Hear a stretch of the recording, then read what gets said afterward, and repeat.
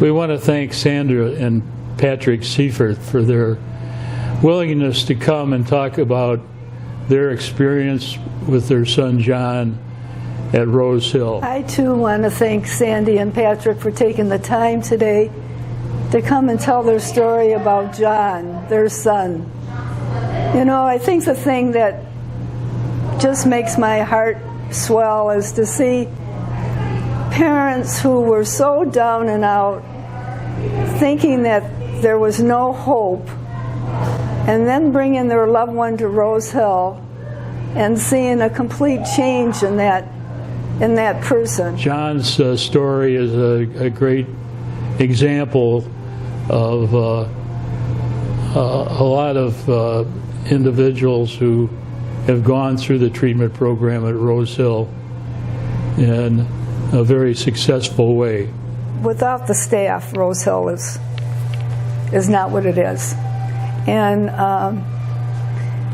especially during this time of the virus, it just amazes me how the staff has handled not only the residents but themselves, and disappointments and the fact that we haven't opened up as soon as we had hoped to. They have just stepped up to every mandate that has been issued, and I hear nothing but praise when I go on campus about what they're doing, and they're even having fun, believe it or not, during these trying times. So I want to thank the staff, as I said, because Rose Hill would not be Rose Hill without the staff. Rochelle is our leader. She has been doing a wonderful job, and the team has really stepped forward. I also want to thank all the volunteers, my dear friends, I call them the ladies, who come out and help at Rose Hill to make it look and decorate and make it look like home and a warm feeling, and they also get to know the residents, and so I want to thank them. There's just, Rose Hill would not be what it is without all of you. Well, we're here with this virtual event, which is in lieu of the golf outing that we usually have in early June. The golf outing usually garners about 50,000 to 100,000, and in recent years 100,000 a year, and that money goes into the Rose Hill Foundation and is used to provide financial assistance for individuals who come to Rose Hill. We have a $50,000 challenge grant from two of our major supporters, and we're hoping that we can receive enough donations to match that $50,000 so that we would have $100,000. This year, the money will first go into the John Kelly Memorial Fund, which in turn will be used for financial assistance. As you know, our son John was the inspiration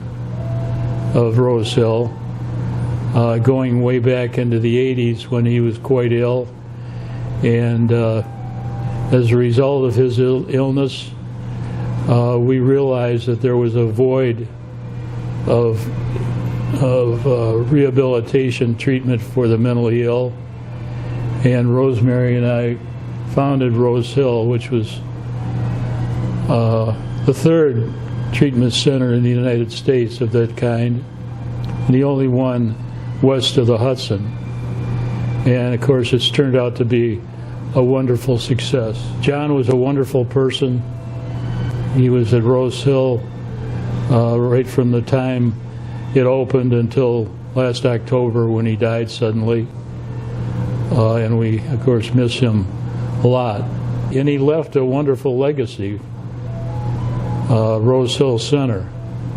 And so we all have to continue to keep Rose Hill viable and sustainable, and the only way to do that is to first of all do a high quality job for our residents, and to have the financial resources to be able to fund its operations going forward. So we ask everybody who's tuned in today and others who aren't able to or weren't able to step up and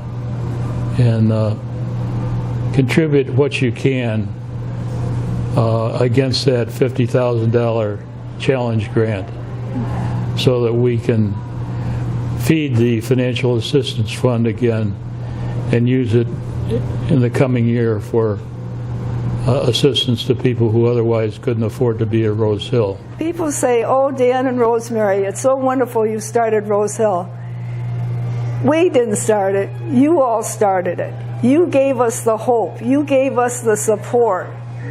You gave Dan not only and myself the financial support, but you gave us the moral support and telling us to go forward. And that's what keeps Dan and I going forward every day. So thank you from the bottom of my heart. God bless you all. And I hope to see you not only at the volunteering, but now the flower show next year, the golf tournament, hoping that everything will be opened up and we can enjoy life again. Thank you.